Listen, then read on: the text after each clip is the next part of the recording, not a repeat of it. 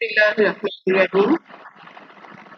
Masters শেষ বর্ষের শিক্ষার্থীবৃন্দ, তোমাদের আজকের অনলাইন ক্লাসে স্বাগত। আসসালামু আলাইকুম। তো তোমাদের আমি ইনফারেন্সের যে দুটো পোর্শন আছে, দুটো পার্ট আছে। একটা হচ্ছে এস্টিমেশন আর একটা হচ্ছে টেস্ট অফ হাইপোথিসিস। তো আমি তোমাদের এস্টিমেশন টেস্ট অফ হাইপোথিসিস পোর্শনটা আমি নিব। তো আজকের ক্লাসে আমরা যেটা করব সেটা হচ্ছে, তোমরা এটা এর আগের ইয়ারেও পড়েছো ইনফারেন্সটা। তো সুতরাং তোমাদের অনেকখানি ধারণা আছে। তবু আজকে যেহেতু তোমাদের সিলেবাসের রিভিউ আছে, সুতরাং আমি প্রথমেই তোমাদের রিভিউ ক্লাসে চলে যাই। এবং যেহেতু তোমরা অনেকদিন ধরেই টাচে নাই, যার কারণে আমি তোমাদের আসলে রিভিউ করছি, একটু প্রথম দিকের একেবারে বেসিক কিছু ধারণা রিভিউ করছি। তো সুতরাং চলো যাই আমরা ক্লাসে চলে যাই। প্রথমে আমরা যাই, দেখো আসলে হোয়াট ইজ ইনফারেন্স, আমরা কি করি এখানে। আমাদের মেইন অবজেক্টিভ থাকে যে আমরা কি করি, আমরা একটা পপুলেশনকে টার্গেট করি বা একটা পপুলেশনকে আমরা সিলেক্ট করি। সেই পপুলেশনের থেকে আমরা কি করি, কিছু স্যাম্পল কালেকশন করি। তারপরে সেই স্যাম্পলের ভিত্তিতে আমরা এই পপুলেশন সম্পর্কে কিছু রিলায়েবল ইনফরমেশন আমরা দেই, অর্থাৎ এই পপুলেশনের সম্পর্কে আমরা কিছু রিলায়েবল ইনফরমেশন দেই। তো এই যে বিষয়টা, যে আমরা নির্দিষ্ট একটা সার্টেন পপুলেশন থেকে স্যাম্পল কালেকশন করে সেই পপুলেশন সম্পর্কে আসলে একটা ইনফরমেশন দিচ্ছি। কারণ তোমরা স্ট্যাটিস্টিক্সে প্রথমেই পড়েছো, সেটা হচ্ছে যে স্ট্যাটিস্টিক্স সাধারণত পপুলেশন নিয়ে কাজ করে না, কাজ করে স্যাম্পল নিয়ে, করে পপুলেশন সম্পর্কে একটা ডিসিশন বা একটা ইনফরমেশন দেয়। তো সেই কারণে এখানেও আমরা যে কাজটা করছি, আমরা একটা পপুলেশন থেকে স্যাম্পল কালেকশন করে সেই পপুলেশন সম্পর্কে স্যাম্পলের উপর বিভিন্ন কিছু অ্যানালাইসিস করে সেই পপুলেশন সম্পর্কে আমরা একটা ইনফরমেশন দিই অথবা একটা ডিসিশনে পৌঁছাই। তার মানে হচ্ছে আমরা পপুলেশন সম্পর্কে একটা কনক্লুশন ড্র করে থাকি। কোত্থেকে? From sample. ঠিক আছে, আমরা যে স্যাম্পলটা কালেক্ট করি সেই স্যাম্পল থেকে আমরা পপুলেশন সম্পর্কে একটা কনক্লুশন ড্র করে থাকি। এই যে পপুলেশন সম্পর্কে স্যাম্পল বেসড কনক্লুশন ড্র করা, এটাই হচ্ছে স্ট্যাটিস্টিক্যাল ইনফারেন্স। এই এই ইনফারেন্সটাকে আমরা দুটো পার্টে ভাগ করছি, তোমরা জানো। একটা হচ্ছে এস্টিমেশন অফ প্যারামিটার, আর একটা হচ্ছে test of hypothesis, statistical hypothesis. আমি তোমাদের যে কথাটা বলবো সেটা হচ্ছে এই সেকেন্ড পোর্শনটা নিয়ে। চলো যাই, কি কি আছে এখানে। প্রথমে আমরা যাই হাইপোথিসিস কি। তোমরা জানো হাইপোথিসিস হচ্ছে কি। হাইপোথিসিস হচ্ছে পপুলেশন সম্পর্কে একটা, পপুলেশন প্যারামিটার সম্পর্কে একটা অ্যাজাম্পশন। হাইপোথিসিসটা কি? পপুলেশন প্যারামিটার সম্পর্কে একটা অ্যাজাম্পশন, এটাই হচ্ছে হাইপোথিসিস। যেমন যেমন ধরো যে তোমাদের ক্লাসের ছাত্রদের এভারেজ ওয়েট আমরা বললাম 58 কেজি। তাহলে এই যে তোমাদের ক্লাসের ছাত্রদের এভারেজ ওয়েট, এই ছাত্রদের এভারেজ ওয়েটটা কি হলো? এটা প্যারামিটার হলো। এটাকে নিশ্চয়ই আমরা কি দিয়ে ডিফাইন করব? আমরা এটাকে মিউ দিয়ে ডিফাইন করব, তাই না? That means mu is equal two হচ্ছে 58 কেজি। ঠিক আছে, তাহলে এটা কি? এটা হচ্ছে আমাদের প্যারামিটার, এটাই হচ্ছে আমাদের প্যারামিটার। ঠিক আছে, আর প্যারামিটার কি? প্যারামিটার হচ্ছে পপুলেশনের ক্যারেক্টারিস্টিক, কোয়ান্টিটিভ ক্যারেক্টারিস্টিক, তাই না? পপুলেশনের হচ্ছে কোয়ান্টিটিভ ক্যারেক্টারিস্টিক হচ্ছে প্যারামিটার। এই যে এখানে দেখো আমরা আবারও দিয়েছি, a parameter is a characteristics of population like it mean or variance। তার মানে হচ্ছে আমরা পপুলেশনের ক্যারেক্টারিস্টিক্স বলছি, কিন্তু আমরা এটা বলবো যে কোয়ান্টিটিভ ক্যারেক্টারিস্টিক্স। যেমন মিন, ভ্যারিয়েন্স, এটা যদি বলে থাকি যে এই তোমাদের ক্লাসের ছাত্রদের এভারেজ ওয়েট হচ্ছে 58 কেজি আর তার ভ্যারিয়েন্স হচ্ছে 1.5 কেজি, তাহলে এই যে ভ্যারিয়েন্সটা কি? আমরা সিগমা স্কোয়ার, তার মানে আমরা ধরছি sigma square is equal two হচ্ছে 1.5 কেজি। তাহলে এই দুটোই হচ্ছে আমাদের কি প্যারামিটার। এবং এইটা যদি আমি নেই স্ট্যাটিস্টিকটা কি হবে, এটা স্ট্যাটিস্টিকটা আমরা স্ট্যাটিস্টিক বলবো, অর্থাৎ স্যাম্পল মিন। যেটা স্যাম্পল মিনটা হচ্ছে আমাদের কি স্ট্যাটিস্টিক। ঠিক আছে, এটা স্ট্যাটিস্টিক। এটা তোমরা আসলে লেখাটা একটু ঝামেলা, তোমরা একটু স্ট্যাটিস্টিক আচ্ছা লিখলাম না। আর এখান থেকে আমরা এটাকে এস স্কোয়ার, ঠিক আছে। তাহলে এইটা এক্স বার এবং এস স্কোয়ার এই দুটোই হচ্ছে স্ট্যাটিস্টিক বা স্যাম্পল মিন এবং স্যাম্পল ভ্যারিয়েন্স। আর এটা হচ্ছে আমাদের পপুলেশন মিন এবং পপুলেশন ভ্যারিয়েন্স। তাহলে এই যে পপুলেশন মিন পপুলেশন ভ্যারিয়েন্স এগুলো হচ্ছে আমাদের কি প্যারামিটার। ঠিক আছে, এখন টেস্ট অফ হাইপোথিসিসটা কি? টেস্ট অফ হাইপোথিসিসটা হচ্ছে যে তুমি যে হাইপোথিসিসটা পপুলেশন সম্পর্কে ধরেছো, যে অ্যাজাম্পশনটা প্যারামিটার সম্পর্কে যে অ্যাজাম্পশনটা ধরেছো, সেটা যদি টেস্ট করা যায়, যেটা যাচাইযোগ্য, তাহলে আমরা সেটাকে বলবো test of hypothesis. A hypothesis is an assumption about the population parameter which to be tested. তাহলে যে পপুলেশন প্যারামিটারের যে অ্যাজাম্পশনটা যাচাইযোগ্য, যেটা টেস্ট করা যায়, সেটাই হচ্ছে টেস্ট অফ হাইপোথিসিস বা টেস্টিং অফ হাইপোথিসিস। কারণ আমরা কি করে থাকি, যে একটু আগে যেটা বললাম, সেটা হচ্ছে আমরা পপুলেশন সম্পর্কে একটা পপুলেশনের প্যারামিটার সম্পর্কে একটা অ্যাজাম্পশন ধরছি, এটা মিউ সমান সমান আমরা এখানে হাইপোথিসিসটা ধরে নিচ্ছি এরকম ভাবে যে H not mu is equal two 58 KG. তাহলে আমরা কি করছি এখানে, আমরা এটা তো ধরছি, এটা তো পপুলেশনের প্যারামিটার সম্পর্কে আমি আমি তো জানি না, এটা আমরা কল্পনা করছি, এটা আমরা ধরে নিচ্ছি। তো আমরা কি করব, তোমাদের ওই ক্লাস থেকে কিছু স্যাম্পল কালেকশন করব, কিছু ছাত্রের হাইট কালেকশন করব, অবশ্যই সেটা র্যান্ডমলি। তারপরে সেই ছাত্রদের আমরা কি করব, মিন বের করব, স্যাম্পল মিন, সেটা হয়ে যাবে স্যাম্পল মিন। এবং স্যাম্পল মিন বের করার পরে আমাদের যে স্ট্যাটিস্টিক্যাল যে অ্যানালাইসিস আছে, অর্থাৎ টেস্ট স্ট্যাটিস্টিক এখানে যেটা আমরা ইউজ করব, সেই টেস্ট স্ট্যাটিস্টিকের উপর ভিত্তি করে আমরা এই যে প্যারামিটারটা ধরেছিলাম 58 কেজি, সেটা দেখব যে এটা ঠিক নাকি ভুল। অর্থাৎ এই প্যারামিটার যদি আমার দেখা যায় যে আমার টেস্ট স্ট্যাটিস্টিকের ভ্যালুটা, অর্থাৎ স্যাম্পল মিন আর প্যারামিটারের ভ্যালু কাছাকাছি চলে আসছে, প্রায় সমান চলে আসছে, তাহলে আমরা বলবো ইট ইজ ট্রু। আদারওয়াইজ আমরা কি করবো, এটা বলবো যে এটা রিজেক্ট যোগ্য, বাতিল যোগ্য।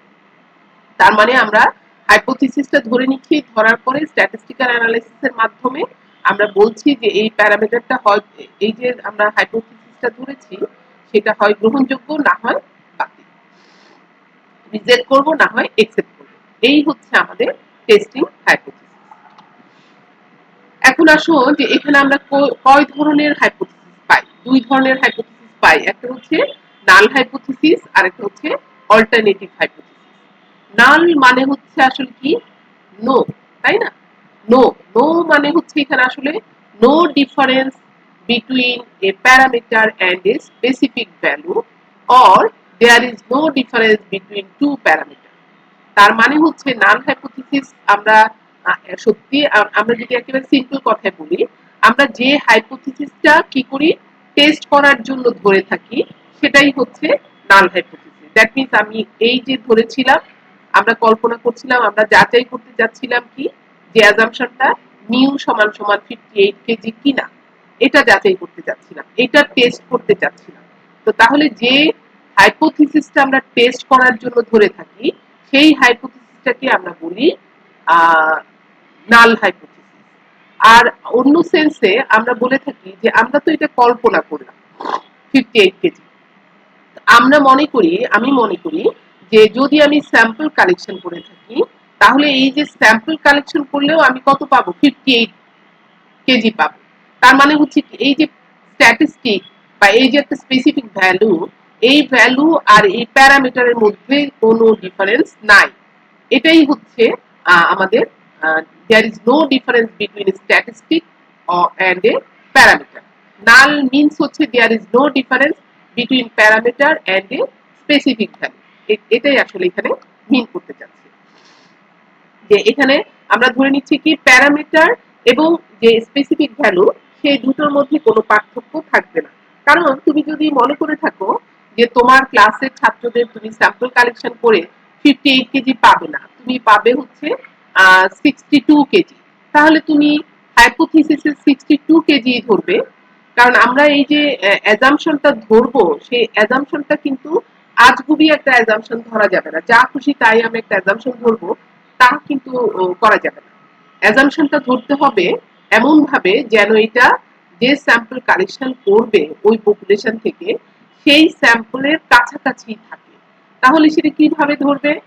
হতে পারে সেটা প্রিভিয়াস কোনো রিসার্চ থেকে তোমরা ধরতে পারো, আদারওয়াইজ তোমাদের যে আই অবজারভেশন বা এমনি তোমরা অবজারভেশন করে একটা চোখে দেখে বা অবজার্ভ করে তোমরা এই হাইপোথিসিসটাকে ধরে নিতে পারো। সুতরাং আমরা বলতে পারি যে অ্যাকচুয়ালি আমরা নাল হাইপোথিসিস ওটাকেই ধরবো যেটা আসলে আমি যদি স্ট্যাটিস্টিক যেটা হবে প্যারামিটারও আসলে সেটাই হবে, এরকম ভাবেই আমি হাইপোথিসিসটাকে ধরে নেব। অর্থাৎ there is no difference between parameter and a specific value or a statistic. আর আমরা এখানে there is no difference between two parameters কেন বলছি? কারণ হচ্ছে আমরা যখন স্পেসিফিক স্পেসিফাইড মিন অথবা স্পেসিফাইড ভ্যারিয়েন্স নিয়ে কাজ করি, তখন আমরা বলছি যে there is no difference between parameter and a specific value. কিন্তু যখন আমি দুটো দুটো পপুলেশন নিয়ে কাজ করছি, তখন কিন্তু আমার আর স্পেসিফিক কোনো ভ্যালু অ্যাজাম্পশন হিসেবে ধরা যায় না। সেই ক্ষেত্রে আমাকে ধরে নিতে হয় কি, দেখো আমরা এক্সাম্পল যদি দাঁড়াই, তাহলে সেই ক্ষেত্রে আমাকে ধরে নিতে হয় যে মনে করো আমি তখন সেই ক্ষেত্রে দুটো পপুলেশনের ক্ষেত্রে যে তোমাদের ক্লাসের ছাত্রদের হাইট আর হচ্ছে ফোর্থ ইয়ারের ছাত্রদের হাইট দুটো সমান কিনা আমি জানতে চাই। মাস্টার শেষ বর্ষের ছাত্রদের হাইট এবং ফোর্থ ইয়ারের ছাত্রদের হাইট দুটো সমান কিনা আমি জানতে চাই। তাহলে সেই ক্ষেত্রে আমরা কি ধরবো, যে আমরা তোমাদের ক্লাসের ছাত্রদের হাইট কি মিউ ওয়ান প্যারামিটার থেকে ধরলাম আর ফোর্থ ইয়ারের কে ধরলাম মিউ টু। তাহলে আমরা এখানে হাইপোথিসিসে কি ধরছি, যে দুটো প্যারামিটার, একটা হচ্ছে মিউ ওয়ান একটা প্যারামিটার আর একটা হচ্ছে মিউ টু প্যারামিটার। আমরা ধরে নিচ্ছি দুটো প্যারামিটারই সমান, তার মানে হচ্ছে there is no difference between two parameter. সেটাই এখানে আসলে বলছে there is no difference between two parameter. ঠিক আছে, তো এই কথাটাই আমরা এখানে বললাম যে এখানে যেমন দুই সেকেন্ড। আচ্ছা, এইটাতে আমরা এখন অল্টারনেটিভ হাইপোথিসিসে যাই। অল্টারনেটিভ হাইপোথিসিসটা কি, যে এই হাইপোথিসিসটা নাল হাইপোথিসিসের এগেইনস্টে। ঠিক আছে, it is the opposite of null hypothesis. Null হাইপোথিসিসের বিপরীতে যে হাইপোথিসিস গুলো সেটাকে আমরা বলছি অল্টারনেটিভ হাইপোথিসিস। তাহলে সেটা কি হতে পারে? এটা যেহেতু আমরা বলছি there is no difference between parameter and specific value, তাহলে এখানে অবশ্যই হবে there there is existence a difference between parameter and a specific value। তার মানে যে স্পেসিফিক ভ্যালু এবং যে প্যারামিটার সে তাদের মধ্যে একটা ডিফারেন্স আছে। হ্যাঁ, অথবা আমরা বলতে পারি এই যে এখানে আমরা বলছিলাম দুটো প্যারামিটারের মধ্যে কোনো ডিফারেন্স নাই, আর এখানেও আমরা বলবো there is difference between two parameter. ঠিক আছে, তাহলে এখন এই যে অল্টারনেটিভ হাইপোথিসিসে আমরা তাহলে কিভাবে ধরে থাকি? H1 এর ক্ষেত্রে দেখো আমরা নানাভাবে ধরতে পারি, তিন ভাবে ধরতে পারি। একটা হচ্ছে আমরা যে একটু আগে দিলাম সেটা হচ্ছে কি mu is equal two 58 KG. ঠিক আছে, এটা আমাদের নাল ছিল 58 কেজি। আর অল্টারনেটিভে আমার কি কি হতে পারে? অল্টারনেটিভে আমার হতে পারে mu one, sorry, mu one is equal two mu greater not is equal two 58 KG হতে পারে। দেখো 58 কেজি। আবার হতে পারে মিউ গ্রেটার দেন 58 কেজি।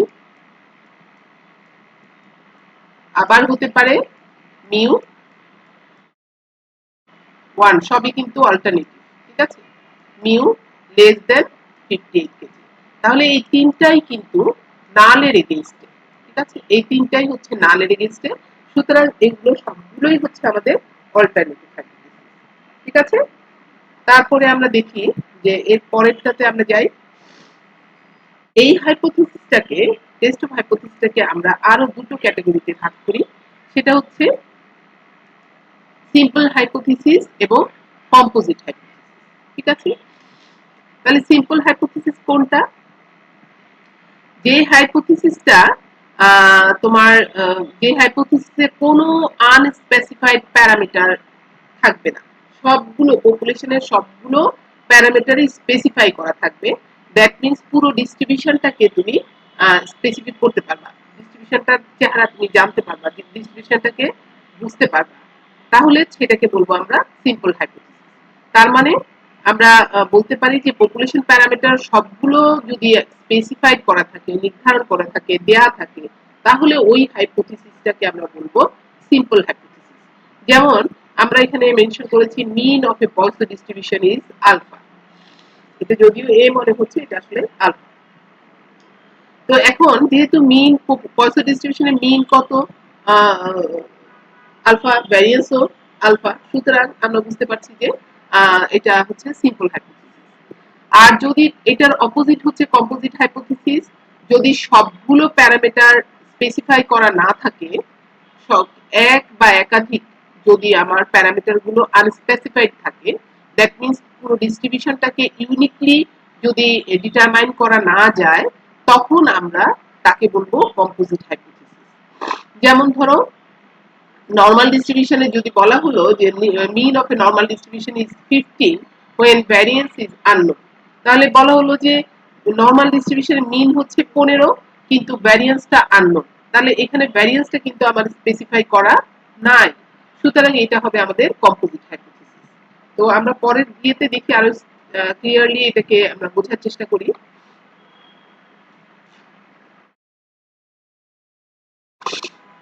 এই যে এখানে আমরা বলছি if a statistical hypothesis completely specify that a distribution, it is known as simple hypothesis, otherwise it is composite hypothesis। তাহলে পুরো ডিস্ট্রিবিউশনটাকে যদি কমপ্লিটলি স্পেসিফাই করতে পারে, তখন সেটাকে আমরা বলবো সিম্পল হাইপোথিসিস। আর যদি কমপ্লিটলি স্পেসিফাই করতে না পারে, তখন সেটাকে আমরা বলবো কম্পোজিট হাইপোথিসিস। এখানে তোমার একটা এক্সাম্পল দেখো যে simple hypothesis one or more one in which all parameters of the distribution are specified. আমরা এই কথাটা আগেও বলেছি যে যদি সবগুলো প্যারামিটার স্পেসিফাই করা থাকে ওই ডিস্ট্রিবিউশনে, তখন সেটাকে আমরা বলবো সিম্পল হাইপোথিসিস। এক্সাম্পল দেখো, if the height of college students are normally distributed with sigma square is equal to 4, the hypothesis that its mean mu, say mu is equal to হচ্ছে hypothesis ধরা হয়েছে mu is equal to 62 ইঞ্চি। তাহলে আমরা দেখো যে এখানে hypothesis হচ্ছে mu is equal to 62, আর তার ভ্যারিয়েন্সও বলে দিয়েছে, ভ্যারিয়েন্স হচ্ছে 4। তাহলে এখানে আমরা যেহেতু এটা ডিস্ট্রিবিউশনটা নরমাল ডিস্ট্রিবিউশন, সুতরাং আমরা জানি নরমাল ডিস্ট্রিবিউশনের হচ্ছে দুটো প্যারামিটার, একটা হচ্ছে মিউ আর একটা হচ্ছে ভ্যারিয়েন্স। তো এখানে দেখো দুটো প্যারামিটারকেই কিন্তু স্পেসিফাই করা। মিন সম্পর্কে আমরা বলে দিয়েছি একদম কমপ্লিটলি, যেটা হচ্ছে 62, আর ভ্যারিয়েন্সটাকেও আমরা স্পেসিফিক করে দিয়েছি, ভ্যারিয়েন্স হচ্ছে sigma square is equal to 4, that means ভ্যারিয়েন্সও জানা। তার মানে হচ্ছে এই যে এই এই হাইপোথিসিসটা তখন আমরা বলবো সিম্পল হাইপোথিসিস, কারণ এখানে এই নরমাল এই ডিস্ট্রিবিউশনটাকে আমরা কমপ্লিটলি কি করতে পারি, কমপ্লিটলি স্পেসিফাই করতে পারি, কারণ এর মিন এবং ভ্যারিয়েন্স দুটোই আমাদের জানা, দুটোই আমাদের হাতে আছে, সুতরাং এটাকে আমরা বলতে পারি সিম্পল হাইপোথিসিস। ঠিক আছে? অপরদিকে দেখো যে আমরা একটু আগে বললাম যদি সবগুলো প্যারামিটার বা এক বা একাধিক প্যারামিটার যদি আনস্পেসিফাইড থাকে, স্পেসিফাই করা না থাকে, তখন সেটাকে আমরা বলবো কম্পোজিট হাইপোথিসিস। তো এখানে দেখো যে এক্সাম্পলটা দিয়েছে, যদি আমরা এমন ভাবে হাইপোথিসিসটা ধরি যে মিউ গ্রেটার দেন 42 আর সিগমা স্কয়ার হচ্ছে 4, তাহলে দেখো এখানে মিউ গ্রেটার দেন 62, 62 42 না 62, তো 62 গ্রেটার দেন 62 বললে আমরা কি বুঝি যে আমরা আসলে জানি না যে এটা 62.2 না 63 না 64, তার মানে এটা স্পেসিফিক না। আমরা শুধু বলতে পারছি এটা 62 বেশি, কিন্তু আসলে কত সেটা কিন্তু এখান থেকে বোঝা যাচ্ছে না। তার মানে এই ক্ষেত্রে এই যে নাল হাইপোথিসিসটা, এটা কিন্তু আনস্পেসিফাই করা। এখানে ভ্যারিয়েন্সটা স্পেসিফাই করা, ভ্যারিয়েন্সটা বলে দিয়েছে 4, কিন্তু মিনটা এখানে আনস্পেসিফাই করা। আবার আরেকটা দেখো যে এখানে নাল hypothesis mu is equal two 62, এখানে মিনটা হচ্ছে স্পেসিফাই করা, কিন্তু ভ্যারিয়েন্স লিখেছে সিগমা স্কয়ার লেস দ্যান 4, তার মানে ভ্যারিয়েন্সটা আনস্পেসিফাইড।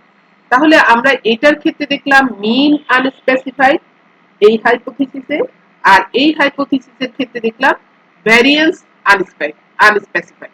তার মানে একটা একটা প্যারামিটার এখানে আনস্পেসিফাইড আর এখানে একটা প্যারামিটার আনস্পেসিফাইড। তাহলে এই দুটো ক্ষেত্রে আমরা যেহেতু জানি যে নরমাল ডিস্ট্রিবিউশনের দুটো প্যারামিটার, একটা হচ্ছে মিউ আর একটা হচ্ছে ভ্যারিয়েন্স, সুতরাং এই দুটো প্যারামিটারের একটা প্যারামিটারও যদি আনস্পেসিফাই করা থাকে, তাহলে সেই ক্ষেত্রে কিন্তু আমরা এটাকে আর সিম্পল হাইপোথিসিস বলতে পারবো না। তখন আমাকে এটা বলতে হবে এটা হচ্ছে কি কম্পোজিট হাইপোথিসিস। ঠিক আছে, কারণ আমরা এখানে বললাম যে obviously the parameter mu greater than 62 and sigma square less than 4 have more than one value and no specific value are being assigned। তাহলে এখানে কোনো স্পেসিফিক ভ্যালু অ্যাসাইন করা যেহেতু নাই, সুতরাং এই দুটো কেসে আমরা এটাকে বলবো কম্পোজিট হাইপোথিসিস। এরপরে আসো যে আমরা এই টেস্টটাকে, হাইপোথিসিসের টেস্ট অফ হাইপোথিসিস, এটাকে আমরা দুটো ভাগে ভাগ করতে পারি। এই টেস্ট অফ হাইপোথিসিসটাকে একটা হচ্ছে প্যারামেট্রিক টেস্ট আর একটা হচ্ছে নন প্যারামেট্রিক টেস্ট। দেখো নাম থেকেও আমরা বুঝতে পারছি যে এখানে প্যারামিটার থাকবে আর এখানে প্যারামিটার থাকবে না। তাহলে আমরা কিরকম হবে প্যারামেট্রিক টেস্টটা, যে প্যারামেট্রিক টেস্টে আমরা পপুলেশন প্যারামিটার নিয়েই একটা অ্যাজাম্পশন দিতে পারবো।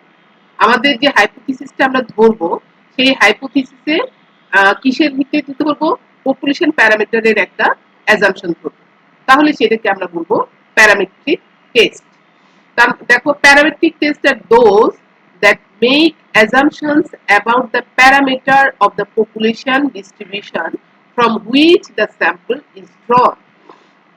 তার মানে হচ্ছে যে এই যে পপুলেশন থেকে আমরা স্যাম্পল ড্র করেছি সেই পপুলেশনের প্যারামিটার সম্পর্কে আমরা যে টেস্টে একটা হাইপোথিসিস ধরতে পারবো সেই প্যারামিটার সম্পর্কে, সেই টেস্টটাকে আমরা বলছি প্যারামেট্রিক টেস্ট। ঠিক আছে, এবং আমরা সাধারণত যেভাবে অ্যাজাম্পশনটা ধরে নিই সেটা হচ্ছে ডেটাগুলো কিরকম থাকে, নরমালি ডিস্ট্রিবিউটেড থাকে। প্যারামেট্রিক টেস্টের ক্ষেত্রে ডেটাগুলো নরমালি ডিস্ট্রিবিউটেড থাকে এবং এটা দেখবা যে এটা কিন্তু এক একটা ডিস্ট্রিবিউশন ফলো করে। আর নন প্যারামেট্রিক টেস্ট যেহেতু আমরা বলছি, সুতরাং এখানে যেই কথাটা এখানে বলা হলো যে পপুলেশন প্যারামিটার সম্পর্কে আমার একটা অ্যাজাম্পশন থাকবে, আর নন প্যারামেট্রিক টেস্টে পপুলেশন প্যারামিটার সম্পর্কে কোনো অ্যাজাম্পশন ধরা যাবে না। আসলে আমরা এখানকার এই যে ডিস্ট্রিবিউশন সম্পর্কে কোনো আইডিয়া পাবো না, যার কারণে এটাকে ডিস্ট্রিবিউশন ফ্রি মেথডও বলা হয়। Non-parametric tests do not require that your data follow the normal distribution। আমরা এখানে যে কথাটা বলছি যেহেতু এটা নর্মাল ডিস্ট্রিবিউশন ফলো করে বলছি, সুতরাং এটা নর্মাল ডিস্ট্রিবিউশন ফলো করে বলছি আমরা একটা ডিস্ট্রিবিউশন পাবো। তো এই নন প্যারামেট্রিক টেস্টের ক্ষেত্রে যেহেতু কোনো প্যারামিটারই থাকে না, সুতরাং এই টেস্টের ক্ষেত্রে ডেটাগুলো নর্মাল ডিস্ট্রিবিউশন ফলো করে না, এটা প্রয়োজনই নাই। ঠিক আছে, আর এটাকে আমরা বলছি যে এই there are also known as distribution free test. তার মানে এটাকে ডিস্ট্রিবিউশন ফ্রি টেস্টও বলা হয় নন প্যারামেট্রিক টেস্টটাকে, কারণ এখানে আমরা ডিস্ট্রিবিউশন সম্পর্কে কোনো আইডিয়া পাই না। স্যাম্পল স্টাডি করে আমার অ্যাজাম্পশন পপুলেশন সম্পর্কে একটা অ্যাজাম্পশন ধরে নিতে হয় এবং তারপরে সেটাকে আমার টেস্ট করতে হয়। তো আমরা এখানে কিছু এক্সাম্পল দিয়েছি মানে প্যারামেট্রিক এবং নন প্যারামেট্রিক টেস্টের। যেমন ধরো ওয়ান স্যাম্পল টেস্ট, এখানে শুধু টি টেস্ট বলা হয়েছে, কিন্তু ওয়ান স্যাম্পল টি টেস্টও করে থাকি আমরা, জেড টেস্টও করে থাকি। প্যারামেট্রিক টেস্টের ক্ষেত্রে তোমরা এর আগে করেছো। টু স্যাম্পল টি টেস্ট হতে পারে জেড টেস্ট, তার মানে টি টেস্ট জেড টেস্ট এগুলো প্যারামেট্রিক টেস্ট, এবং এটা শুধু মিনের জন্য বলছি, আরো অনেক কিছুই আছে। শুধু আমরা ডিস্ট্রিবিউশন হিসাবে টেস্ট হিসাবে টি টেস্ট জেড টেস্ট এগুলোকে মেনশন করতে পারি। আবার ওয়ান ওয়ে অ্যানোভা যখন আমরা করেছি তখন আমরা দেখেছি এফ টেস্ট করেছি। সুতরাং এই যে এই টেস্টগুলো এগুলো হচ্ছে আমাদের প্যারামেট্রিক টেস্ট। দ্যাট মিনস এই টেস্টগুলো করার সময় আমরা প্যারামিটার সম্পর্কে অ্যাজাম্পশন ধরে নিই। আর নন প্যারামেট্রিক টেস্টে দেখো কি কি হতে পারে, এটা one sample sign test, one sample Wilcoxon test, Mann Whitney test, Kruskal Wallis test, Mood's median test, এগুলো হচ্ছে নন প্যারামেট্রিক টেস্ট। এখানে আরো একটা টেস্ট আছে খুবই কমন, সেটা হচ্ছে অ্যাসোসিয়েশন অফ অ্যাট্রিবিউট, যেটা আমরা কাই স্কোয়ার টেস্ট বলে থাকি এবং সেটা কোয়ান্টিটিভ ভ্যারিয়েবলের জন্য বা অ্যাট্রিবিউটের জন্য, সেটাও নন প্যারামেট্রিক টেস্ট। কাই স্কোয়ার টেস্টে কিন্তু একই সাথে প্যারামেট্রিক এবং একই সাথে নন প্যারামেট্রিক।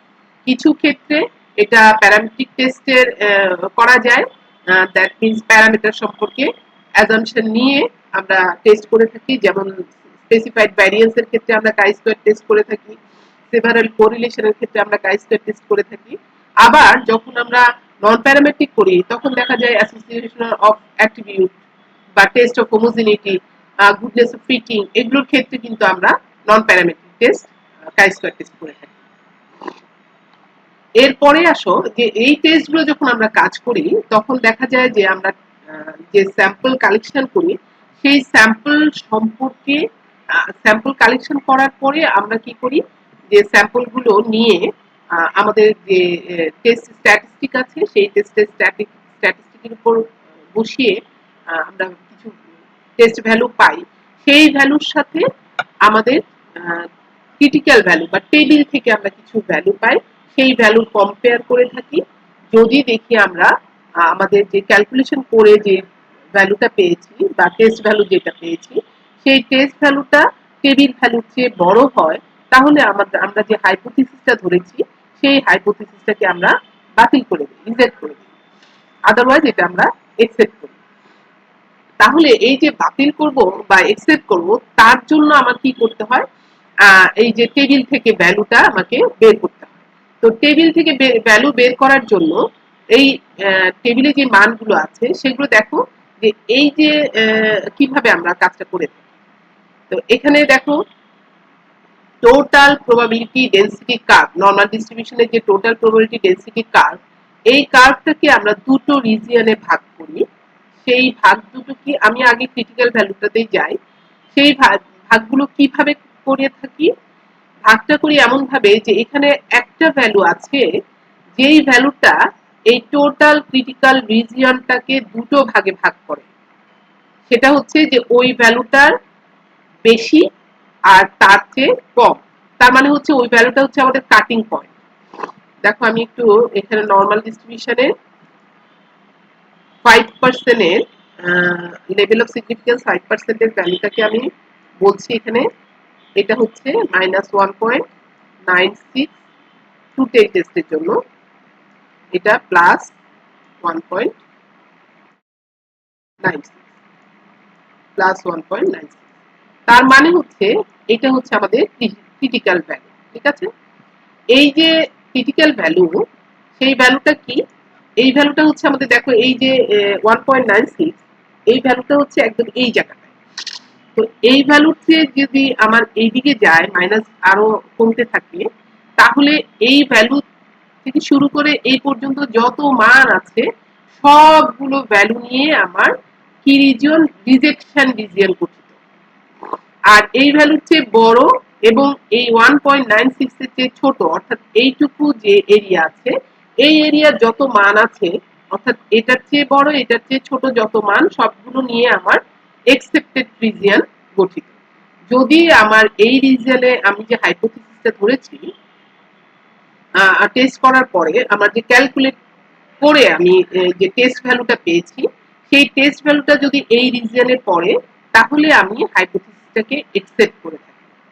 তাহলে accepted region টা কি হচ্ছে, accepted region a set of those sample which was quite favorable to null hypothesis, অর্থাৎ null hypothesis এর favorable এ থাকলে মানে accept value, দেখো acceptance region is a set of those value, তাহলে এই set of those value এটা পুরোটাই একটা সেট অফ ভ্যালুস।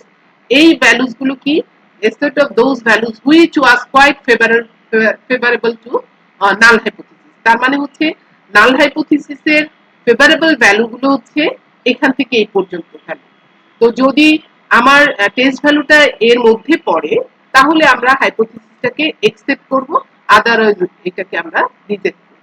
ঠিক আছে, আবারও বলছি, নাল হাইপোথিসিসের ফেভারেবল ভ্যালু হচ্ছে কোনগুলো, এই যে এই এখান থেকে এই পর্যন্ত যত ভ্যালুগুলো আছে এ সেট অফ স্যাম্পল ভ্যালুস, এই স্যাম্পল ভ্যালুস গুলো নিয়ে যে রিজিয়নটা গঠিত হচ্ছে সেটাই হচ্ছে এসএফএস রিজিয়ন। ঠিক আছে, আর যেহেতু এটা নাল হাইপোথিসিসের ফেভারেবল ভ্যালুস গুলো, সুতরাং এখানে যদি আমার টেস্ট ভ্যালুটা পড়ে, অর্থাৎ আমার টেস্ট ভ্যালুটা যা হয় সেটা যদি এই এরিয়ার কোনো জায়গার মধ্যে আসে পড়ে, তাহলে আমরা হাইপোথিসিসটাকে একসেপ্ট করব, আদারওয়াইজ এটাকে রিজেক্ট করে দেব।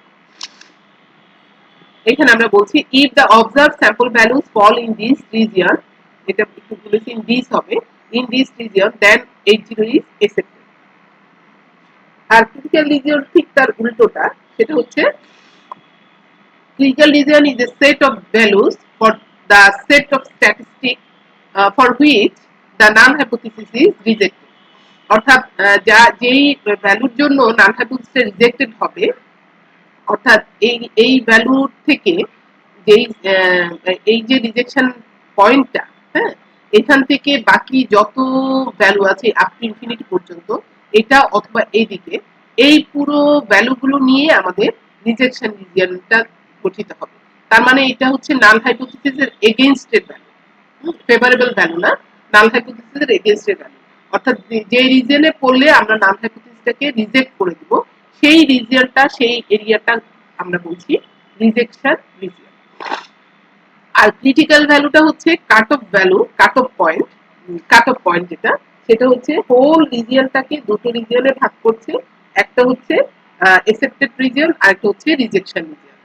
যদি দেখি যে এই পয়েন্টের চেয়ে বেশি, এই পয়েন্টের চেয়ে বড় যে মানগুলো সেগুলো হচ্ছে আমার রিজেকশন রিজিয়ন, আর এর চেয়ে ছোট যে মানগুলো সেগুলো হচ্ছে আমার accepted region। তার মানে এই যে 1.96 5% লেভেল অফ সিগনিফিকেন্সে 1.96 টা হচ্ছে আমাদের কাট অফ পয়েন্ট। এই পয়েন্টটাই হচ্ছে কি পুরো রিজনটাকে দুটো ভাগে ভাগ করে দিয়েছে, একটা হচ্ছে accepted আর একটা হচ্ছে রিজেকশন। ঠিক আছে, তার মানে হচ্ছে এই যে আমরা টেবিল থেকে যে মানটা পাবো সেটাই হচ্ছে আমাদের কাট অফ পয়েন্ট, সেটাই হচ্ছে আমাদের ক্রিটিক্যাল ভ্যালুটা। তার মানে হচ্ছে ক্রিটিক্যাল ভ্যালুর চেয়ে বড় ভ্যালুগুলো নিয়ে যে রিজনটা গঠিত হবে সেটা হচ্ছে আমার একসেপ্টেড রিজেকশন রিজন, আর এর যে ছোট ভ্যালুগুলো যেগুলো সেগুলো নিয়ে যে রিজনটা গঠিত হবে সেটা হচ্ছে আমার একসেপ্টেড রিজন। এখান থেকে দেখো যে যদি আমাদের এই যে আমরা একটা অ্যাজাম্পশন দিয়েছি অল্টারনেটিভ হাইপোথিসিসের, আমরা এখানে তিনটা ক্যাটাগরি দেখিয়েছি, একটা হচ্ছে নাল হাইপোথিসিস 12 ধরেছি, অল্টারনেটিভে নট ইকুয়াল টু ধরেছি। অল্টারনেটিভে নট ইকুয়াল টু ধরা মানে হচ্ছে কি, আমরা পরের স্লাইডে এটাতে বলবো, সেটা হচ্ছে এটা টু টেল টেস্ট, আর যদি গ্রেটার দেন অথবা লেস দেন হয় তাহলে সেটা হবে ওয়ান টেল টেস্ট।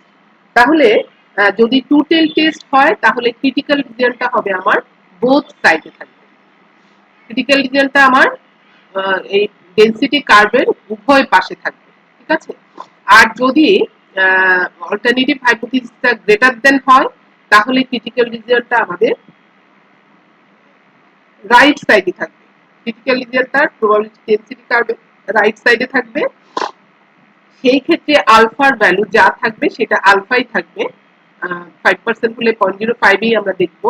আর যদি আমাদের টু টেল হয় তাহলে কিন্তু ক্রিটিক্যাল রিজনটা দুই ভাগে ভাগ হয়ে যাচ্ছে না, দেখো এখানে এক ভাগ এখানে আরেক ভাগ, সেই ক্ষেত্রে আলফাটা এটাও দুই ভাগে ভাগ হয়ে যাবে, এখানে আলফা বাই 2 এখানে আলফা বাই 2।